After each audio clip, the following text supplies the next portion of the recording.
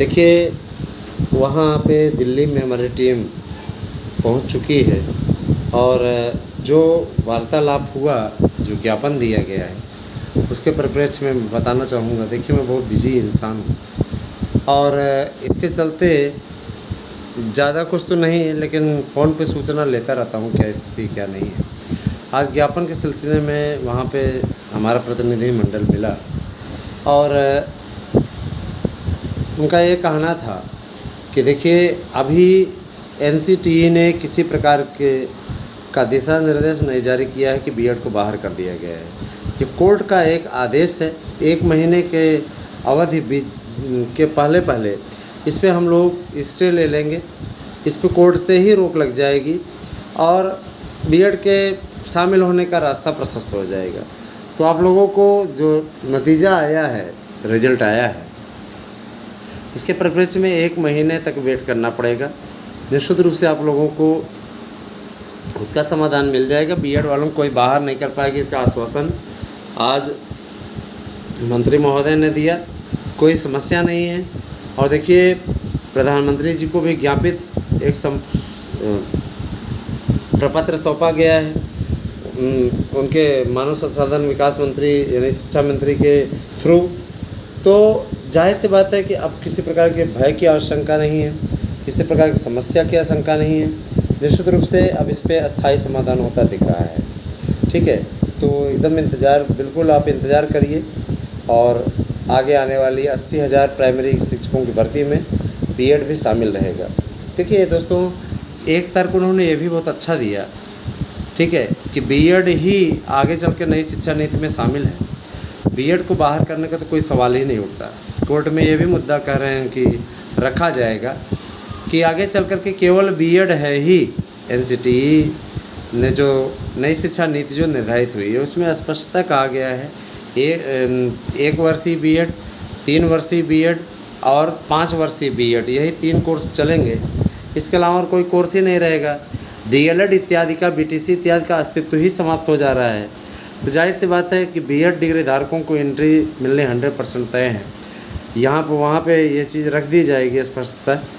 नियमावली भी बदलने वाली है और नियमावली में ही स्पष्टता लिख दिया जाएगा। तो लिखना पढ़ना सब इन्हीं को है, शामिल इन्हीं को करना है। और संशोधन अगर हिसाब से कर दिया गया, सिर्फ ब्रिज कोर्स के चलते इस प्रकार की नौटंकी हुई।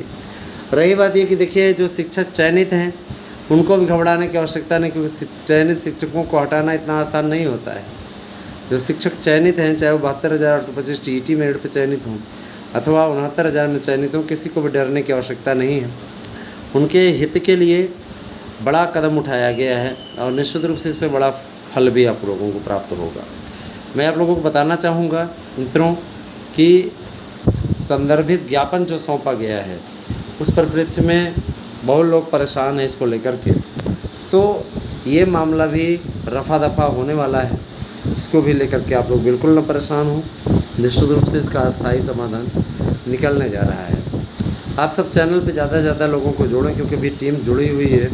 कई और लोगों से भी मुलाकात करने के पश्चात अपडेट वो देती रहेगी, आपको विशेष अपडेट यहाँ पे मिलती रहेगी। प्राइमरी के 80,000 पदों पर भर्ती की तैयारी चल रही है। टेट भी इसका होगा, सुपर टेट भी होगा, बहुत जल्दी इसका अस्थायी समाधान होगा। तो इस दिशा में काफ़ी अच्छा प्रयास चल रहा है और मान के चलिए कि इसका अस्थायी समाधान बहुत जल्दी ही हो जाएगा।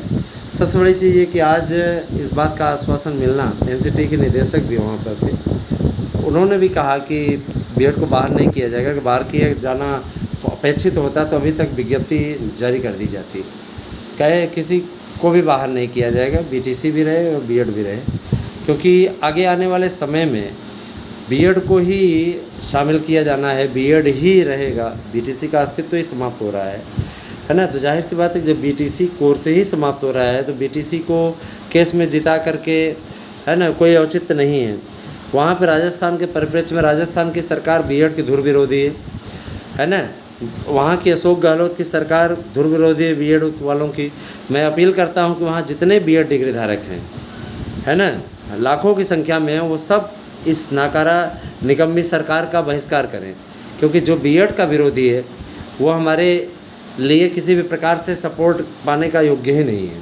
राजस्थान के भाई बहनों, अशोक गहलोत सरकार का पूरी तरीके से बहिष्कार करिए। इस बार इस घमंडी और अहंकारी सरकार को उखाड़ फेंकिए। ठीक है दोस्तों, मैं ये स्पष्ट कर देना चाहता हूँ कि आगे आप लोगों के लिए पर्याप्त अवसर हैं, अवसरों की भरमार है, इसमें कोई दिक्कत नहीं है ना। निश्चित रूप से आपके लिए फलित हो गया है और आपको एंट्री कराने में हमारे चैनल का विशेष योगदान है। हमारे चैनल के द्वारा आपको नोट्स दिया जा रहा है। 99% की अपेक्षा अब 100% प्रश्नों के आने की गारंटी है।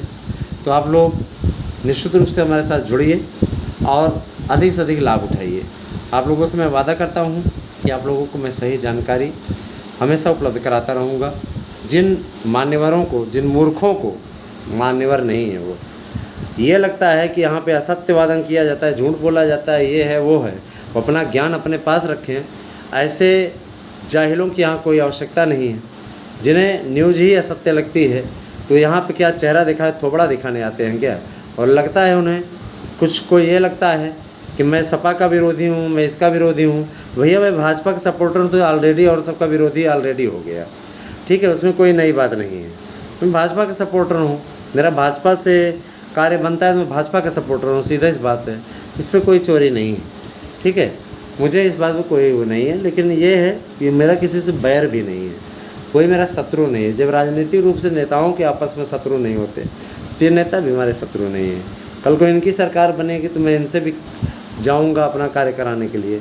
जनता का प्रतिनिधि, जनता से जुड़ा हुआ पत्रकार होने के नाते मेरा धर्म है, मैं वहाँ तक मामला पहुँचाऊँ, इनको करना पड़ेगा, है ना। नहीं करेंगे कोर्ट के मामले से, कोर्ट के थ्रू कराएंगे।